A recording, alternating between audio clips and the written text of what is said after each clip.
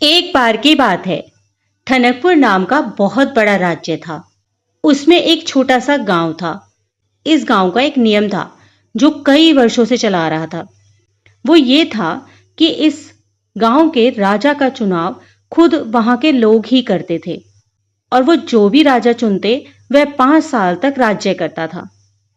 उसके बाद उसे पास के घने जंगल में छोड़ दिया जाता था। यही उस गांव का रिवाज था।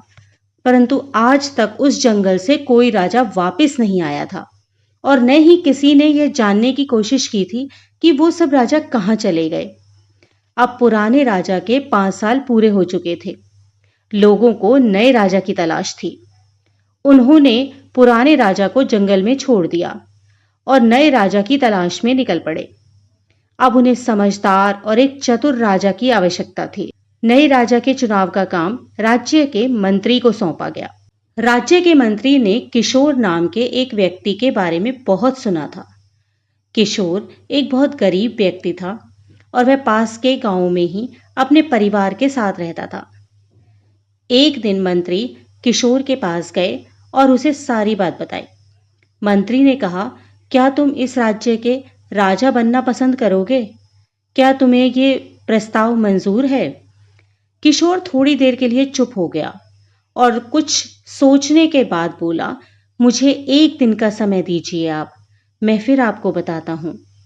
इस पर मंत्री बोला, ठीक है, मैं कल फिर आऊंगा, आप मुझे अपना उत्तर बता दीजिएगा। मंत्री के जाने के बाद किशोर ने सारी बात अपनी पत्नी को बताई। तो पत्नी खुश होते हुए बोली कि एक तरफ तो वो तुम्हें राजा बनने का अवसर दे रहे हैं, फिर भी आपने एक दिन का समय मांगा, इसमें इतना क्या सोचना है? हमारी सारी गरीबी दूर हो जाएगी, आप तुरंत हाँ बोल दीजिए।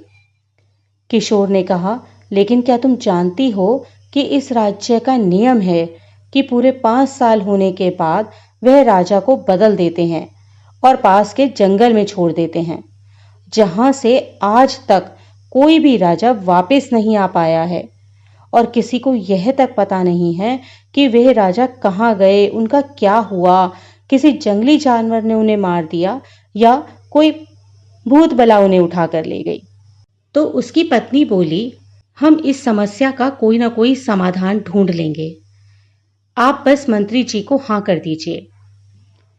एक दिन पूरा होने के बाद किशोर मंत्री के पास गया और बोला, मुझे आपका प्रस्ताव मंजूर है, परंतु मेरी एक शर्त है कि मैं उस जगह को देखना चाहता हूं जहां सभी राजाओं को आप छोड़कर आते हो। मंत्री बोले, ठीक है, और मंत्री ने उसे वह जगह दिखा दी। किशोर ने देखा चारों ओर घना जंगल था, वहां जानवर भी हो सकते थे। फिर वह वहां से चला गया और राजा बनने के बाद उसने सबसे पहला जो काम किया वह था कि वह उस जंगल में गया और उस जंगल को साफ करवाने का आदेश दिया। वहां लोगों के रहने की व्यवस्था की, रोजगार उपलब्ध कराए और जंगल को साफ करके एक नया नगर बसा दिया। कुछ समय बाद किशोर को राजा बने हुए 5 साल पूरे हो गए।